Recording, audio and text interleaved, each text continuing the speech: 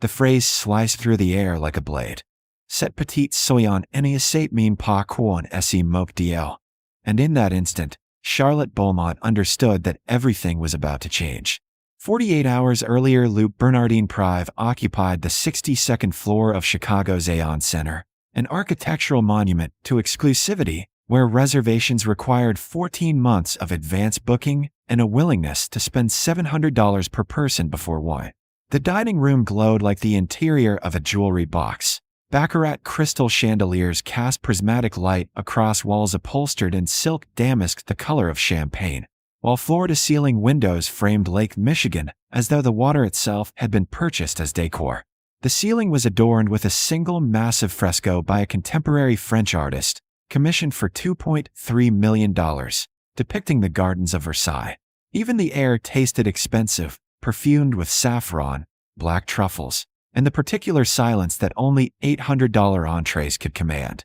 Charlotte Beaumont moved through this temple of wealth like a shadow, her 24-year-old frame encased in the restaurant's mandated uniform, a crisp white blouse with French cuffs, black pencil skirt, and a black vest with satin lapels.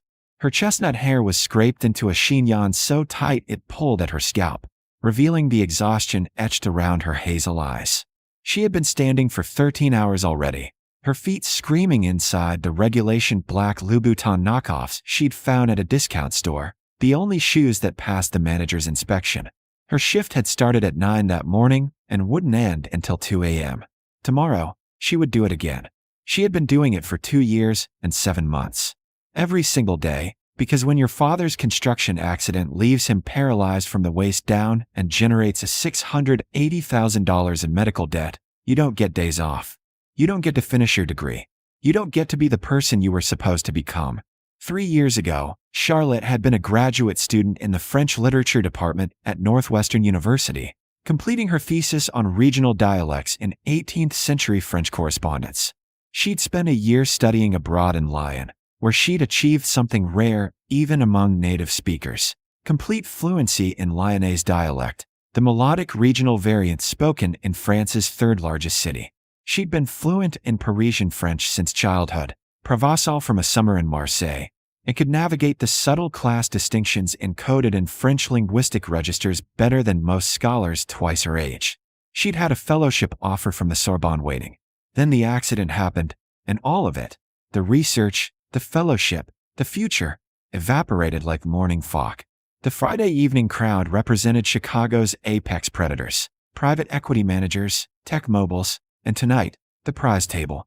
Damian Cross, founder and CEO of Cross Tech Industries, a financial technology empire valued at $12.4 billion.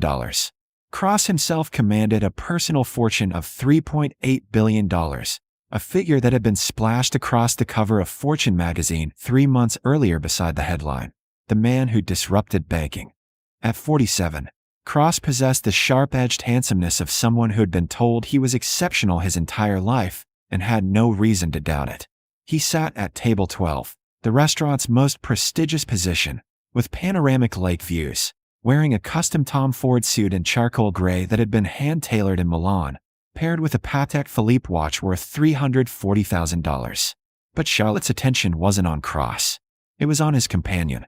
Isabelle Mercier sat across from Cross, draped in a Chanel dress the color of blood, her platinum hair arranged in artful ways that had cost someone 3 hours of work.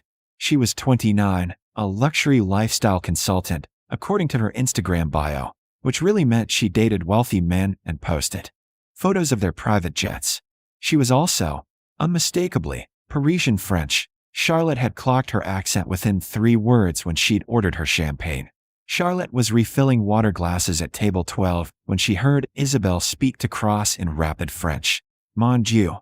Tu as vu la serveuse? Elle a l'air épuisée. CES Américains n'y comprennent vraiment pas la présentation. My God, did you see the waitress? She looks exhausted. These Americans really don't understand presentation. Cross chuckled, responding in heavily accented but serviceable French. C'est pour ça qu'on paye si cher, non? Pour ne pas avoir à les regarder de trop près. That's why we pay so much, no?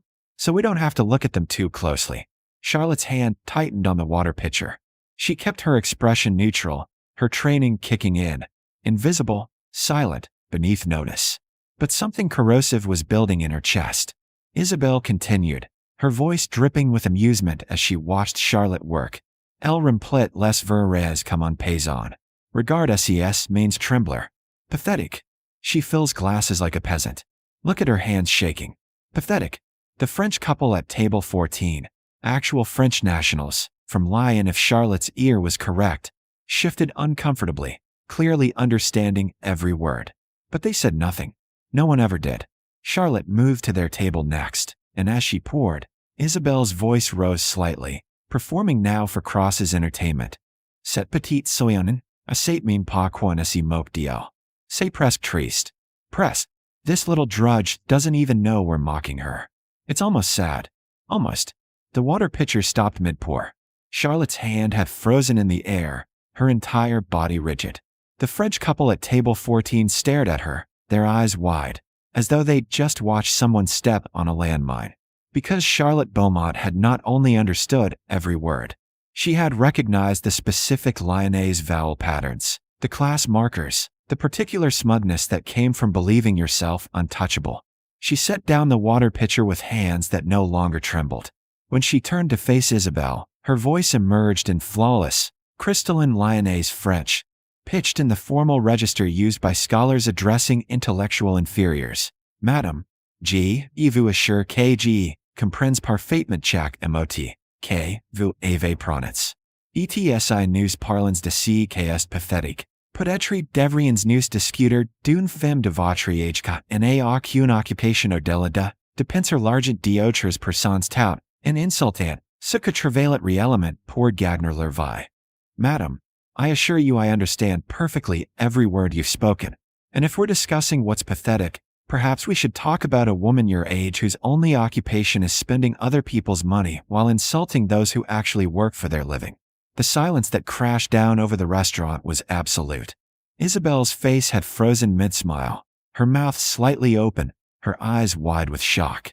Cross set down his wineglass with a sharp clink, his expression cycling rapidly from confusion to comprehension to something darker. The French couple at table 14 had stopped pretending to eat, their faces alive with barely suppressed delight. Other diners had begun to turn in their seats, sensing drama. Isabelle recovered first, her shock transmuting into indignation. She responded in rapid Parisian French, her accent suddenly weaponized. Comment osez-vous me parler ainsi? Savez-vous que j'y suis? How dare you speak to me this way? Do you know who I am? Charlotte smiled, a small, precise expression that contained 3 years of accumulated humiliation. She responded in the same Lyonnaise dialect, each word enunciated with scholarly precision. Oui, madame. Vous êtes quelqu'un qui parle en français parisien bourgeois, celui qu'on enseigne dans les écoles prises. Mais moi, je parle le lyonnaise authentique, le dialecte que ma grand-mère m'a appris, celui que vous n'y pourriez jamais maîtriser parce qu'il faut l'avoir vécu, pas juste l'avoir appris dans un cours de langue pour expatriés. Yes, madame. You are someone who speaks bourgeois Parisian French, the kind taught in private schools.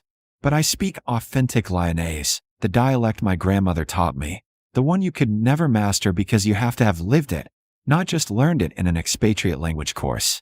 Cross leaned forward, his face darkening. What is she saying? He demanded of Isabelle in English. Isabelle's cheeks had flushed red. She ignored him, switching to English herself, her accent suddenly much thicker with anger. You are just a waitress. You will be fired for this. Perhaps, Charlotte said, still speaking in Lyonnaise French, her tone conversational. But before that happens, let me educate you, since you clearly have time to waste and no actual employment to occupy you. She switched to flawless Parisian French, then Provençal, then back to Lyonnaise, demonstrating the shifts between dialects with the ease of someone conducting a master class. Vous voyez, madame, je ne suis pas juste un serveuse. J'étais candidate au doctorat en Northwestern, spécialisé dans les dialects régionaux français du 18e siècle. J'ai passé un an à Lyon. J'ai appris le dialecte que vous venez d'entendre. Mais mon père a eu un accident de travail qui a généré $680,000 de dettes médicales, alors me voici. You see, madam, I am not just a waitress. I was a doctoral candidate at Northwestern, specializing in 18th century French regional dialects. I spent a year in Lyon, where I learned the dialect you just heard. But my father had a workplace accident that generated $680,000 in medical debt, so here I am. The restaurant had gone completely silent. Charlotte was aware of the manager, Michel, pushing through the dining room toward her, his face a mask of professional alarm. She was aware of the French couple at table 14, now openly smiling. She was aware that she was about to be fired, that this moment of defiance would cost her the job that kept her father alive. But something in her had broken free, and she couldn't stop. Cross stood abruptly, his chair scraping against the floor. "This is completely inappropriate," he said, his voice carrying across the dining room.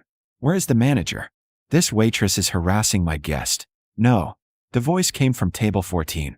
The French man had stood, his expression stern. He was older, perhaps 60, with silver hair and the bearing of someone accustomed to authority. He addressed Cross in lightly accented English. "Your guest insulted this young woman in French, assuming she could not understand. She called her pathetic. She called her a drudge. This waitress has done nothing but defend herself, and she has done so with more grace and linguistic skill than I have witnessed in years." His companion, an elegant woman with gray-streaked dark hair, nodded. Emphatically, "We heard everything your Isabelle said. It was cruel and unnecessary." Isabelle's face had gone from red to white. "They're lying," she hissed to Cross. Michel had reached the table, his expression anguished. "Mademoiselle Beaumont, please, you must come with me. Wait." The Frenchman held up one hand. He reached into his jacket and withdrew a business card, which he handed not to Michel but directly to Charlotte. "Mademoiselle, I am Philippe Lacroix, cultural attaché for the French consulate in Chicago. My wife and I have been searching for 3 months for a translator and cultural consultant who can navigate regional French dialects for our trade delegation programs. We have been interviewing candidates with inferior skills to what you just demonstrated." Charlotte stared at the card, her mind struggling to process the words. "Monsieur, the position pays $120,000 annually, with full health benefits," Lacroix continued in French, his Lyonnais accent now evident. He had been testing her, she realized. "You would work directly with French business delegations, translating, consulting on cultural issues, and facilitating communications. We require someone who understands not just the language, but the regional and class distinctions within French culture." He paused. "That is, if you're interested in leaving the restaurant industry." Cross had remained standing, his expression cycling through embarrassment and anger. "This is ridiculous," he said. "You're offering her a job because she was rude to my guest?" "No," Lacroix said coolly. "I'm offering her a job because she possesses exceptional skills and has demonstrated grace under provocation. Your guest was the one who was rude, Monsieur Cross. Perhaps you should consider the company you keep." Isabelle grabbed her Hermes purse and stood abruptly. "Damien, we're leaving. I will not be insulted in this place." "You insulted yourself," the French woman at table 14 said quietly, in perfect English, "by showing what you truly are beneath the expensive clothes." Isabelle spun and stalked toward the exit, her heels clicking sharply on the marble floor. Cross hesitated, looking between Lacroix, Charlotte, and the path his girlfriend had taken. His expression settled into cold fury. "You," he said, pointing at Charlotte. "You just cost this restaurant a customer who spends over $100,000 a year here." Charlotte met his eyes steadily. "Respectfully, Monsieur Cross, I think your girlfriend cost you that when she decided to be cruel in a language she assumed no one else understood." Cross's jaw tightened.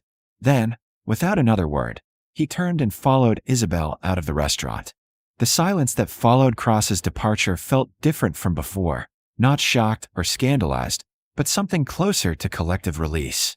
The French couple sat back down, and moments later, the other diners returned to their meals, though the energy in the room had fundamentally shifted. Charlotte stood frozen, Philippe Lacroix's business card gripped in her trembling hand, her mind still catching up to what had just happened. Michel cleared his throat. The manager's face had gone through several shades of pale, and Charlotte braced herself for the inevitable termination. But instead, he said quietly, in French, "Mademoiselle Beaumont, I did not know you spoke French, or that you had studied at Northwestern." You never asked, Charlotte said, not unkindly. No one ever asks. Michelle nodded slowly, as though processing something difficult. I should have. I will have to report this incident to ownership, but… He glanced at LaCroix, then back to Charlotte. I think perhaps you have found a better opportunity than we could offer you here. Charlotte looked down at the business card. The consulate address was printed in elegant script, along with LaCroix's direct number. $120,000 annually. Full health benefits. The numbers swam in her vision. Enough to pay her father's medical bills, enough to move him to a better facility, enough to breathe for the first time in 3 years. Mademoiselle Beaumont. LaCroix was standing now, his wife beside him. My wife is Claire Dubois-LaCroix. She runs the French-American Cultural Exchange Program. We are both serious about the position.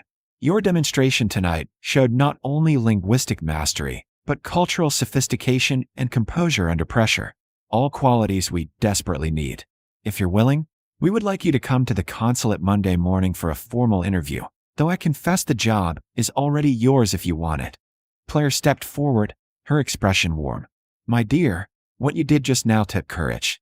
Not just the speaking, but the standing up for yourself when someone with power and money tried to make you invisible. She glanced toward the exit where Cross and Isabel had departed. People like that woman. They rely on the assumption that service workers have no voice, no education, no power. You proved her wrong, and you did it with elegance. Charlotte felt something loosening in her chest, something that had been clenched tight for so long she'd forgotten what breathing freely felt like. Madam, Monsieur, I would be honored to interview for the position. Excellent. Philippe handed her a second card. This has my personal cell phone. Call me tomorrow, and we'll arrange everything. And mademoiselle, you can stop your shift now. I think you've earned the rest of the evening off. As the LaCroix couple returned to their table, Michel touched Charlotte's arm gently. Go, he said. We'll manage. And Charlotte? I'm sorry we never saw what you were capable of. That's on us, not you. Charlotte walked toward the staff area in a daze, her legs operating on autopilot. In the back hallway, she encountered 2 other servers, Maria and Jen, both longtime colleagues, who had clearly heard everything through the service door. Holy shit, Jen breathed. You speak French? Like, actually speak it. I have a master's degree in French literature, Charlotte said, the words feeling strange in her mouth. It had been so long since she'd said them aloud. I was working on my doctorate before my father's accident. Maria, a single mother of 2 who'd been working at the restaurant for 5 years, pulled Charlotte into a fierce hug. And you never said anything. You just kept serving tables. What was I supposed to say? Charlotte's voice cracked slightly. It doesn't matter what you studied or what you know when the bills come due. You take the job that pays. But now you have a choice, Jen said firmly. Take it. Get the hell out of here and do something that actually uses your brain. Charlotte changed out of her uniform in the staff locker room, her hands shaking as she buttoned her street clothes.